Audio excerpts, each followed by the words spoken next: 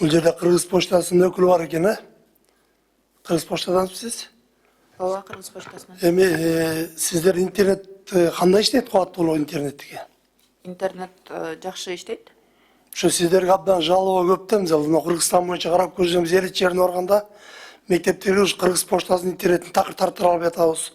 Кубаттуулугу начар депчи, эми ошону сиздер мамлекеттик болгондон колго алсаңыздар, абдан көйгөйлөр көп болот интернет болгон боюнча. Биз тартпайбыз да, интернетти Кыргыз Телеком тартат да. Кыргыз Телеком, ошо Кыргыз Телеком деп атам берди. Кыргыз Телеком тартат да. Кыргыз почтасы интернет. Кыргыз Телекомдо атам. Мектептер деп атасызбы? Ооба. Доктор Гүлшаршина менен сүйлөшкөнбүз. Биз аны аныктап, мен айткам, аякта эң көйгөй проблемасы бул локалдык системалар да. Интернетти биз жеткиребиз мектепке чейин. Анын ичинде тиги локалканы караш керек да. Ошондо жеткирип бере албай атасыңар да, мына карап көрсөңүз жеке башка бир матнатып ойлой коелу.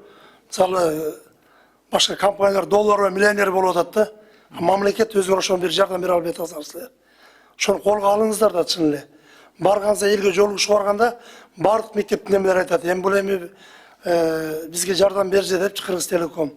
Ошол жагын алсаңыздар, мектептердин өзү түз сүйлөшүп, түз жардам беришиңиздер керек.